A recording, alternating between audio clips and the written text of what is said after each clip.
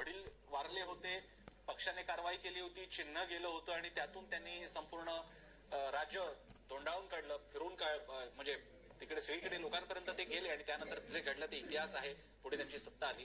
त्यामुळे शिवसेना आणि जसं उद्धव ठाकरेंनी सुद्धा याचा उल्लेख यापूर्वी केलेला आहे की पहिला नारळ वाढवला होता जेव्हा शिवसेनेच्या पहिल्या शाखेसाठी, तो दिवस आपला आता आहे असं समजून पुढे गेलं पाहिजे. हे विधान त्यांनी काही महिन्यांपूर्वी केलेलं आहे, 1-2 महिन्यापूर्वी केलेलं आहे. माझ्या मते आजच्या दिवसाची सर्वात स्पष्ट कल्पना कोणाला आली असेल तर ती उद्धव ठाकरेंना फार आधीच आली होती आणि म्हणून त्यांनी तेव्हा विधान केलं होतं की पहिल्या दिवसाचा शिवसेना शाखेचा नारळ वाढवला होता, शिवसेना सुरुवातीचा नारळ वाढवला होता, तोच दिवस आहे असं समजून आता आपल्याला पुढे जायचं आहे. त्यामुळे माझ्या मते ते संघर्षाला तयार आहेत. एक मात्र मुद्दा आहे की हा संघर्ष करून जाण्यासाठी जेव्हा बाळासाहेबांचा काळ होता त्यावेळी त्यांच्या समोर सगळी त्यांची ती नवरत्न किंवा ज्याला सगळं ते प्रधान त्यांचं मंत्रिमंडळ मंत्रिमंडळच होतं, सगळे मंत्री होते. म्हणजे छगन भुजबळ तेव्हा त्यांच्यासोबत होते, मनोहर जोशी त्यांच्यासोबत होते, नवलकर त्यांच्यासोबत होते, कॉम्रेड कमांडर साळवी त्यांच्यासोबत होते, आणखी अनेक नावं आहेत. ह्या सगळ्यांसकट शिवसेना होती आणि जनमानस शिवसेनेच्या बाजूने होतं. कारण काँग्रेस तेव्हाची काँग्रेस ही कुठली स्पष्ट भूमिका घेत नव्हती महाराष्ट्राच्या मराठी माणसाच्या प्रश्नांवरती. आज तसं झालेलं नाहीये. चक्क मुंबईतला सुद्धा मराठी माणसाचा पॉलिटिकल डीएनए बदलत चाललाय. अशा वेळी आत्ताची लढाई ही बाळासाहेब ठाकरेंच्या काळातल्या शिवसेनेपेक्षा उद्धव ठाकरेंसमोर फार मोठी आहे, अधिक कठीण आहे, कॉम्प्लेक्स आहे आणि माझ्या मते अकोलकर जास्त त्याला अधिक विश्लेषण त्याचं करू शकतो.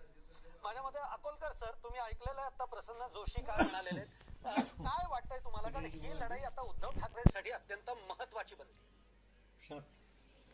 पहिली गोष्ट मला असं सांगा की माझा आवाज तिथपर्यंत येतोय का? येतोय.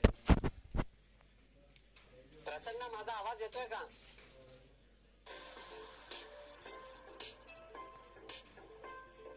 येतोय. अकोलकर बोला. हा, मग मला प्रश्न कळलेला नाही. प्रश्न असा होता अकोलकरजी, कारण आता एकूण हे सगळी जी स्थिती, माझा आवाज येत असेल तर मी सांगतो. हा प्रसन्न. हा प्रसन्न बोला. अकोलकर, प्रश्न असा आहे, 2 प्रश्न. आत्ताच्या ताज्या परिस्थितीबद्दल तुमचं पहिलं भाष्य, पहिली कमेंट आणि उद्धव ठाकरेंसमोर काय वाढवून ठेवलेलं आहे, खास करून त्याच्यामध्ये जर का महापालिका आणि मध्यावधी सुद्धा इन्क्लूड असतील तर निवडणुका. आता काल रात्रीपासून अचानक वाद सुरू झालाय तो चिन्ह उठवल्याचा. बाकी आपण दसरा मेळाव्यापर्यंतच्या परिस्थितीचं अनेकदा अवलोकन केलेलं आहे, अनेकदा विश्लेषण केलेलं आहे. मी काल रात्रीपासूनच्या परिस्थितीचं असं बघतोय त्या परिस्थितीकडे की चिन्ह एखाद्या पक्षाचं गेलं याचा अर्थ त्यांच्या पत्रात अगदी म्हणजे त्यांची धुळी खाली झाली केवळ चिन्ह गेल्यामुळे असं समजण्याचं बिलकुल कारण नाही. त्याचं प्रमुख कारण असं आहे की कोणत्याही परिस्थितीमध्ये चिन्ह जाणार हे उघडच होतं. कोणत्याही पक्षामध्ये जेव्हा 2 गट 2 तट पडतात तेव्हा साधारणपणे त्या पक्षाचं चिन्ह गोठवलं जातं. काँग्रेसची चिन्ह 1969च्या फुटीनंतर बैलजोडी गोठवली गेली.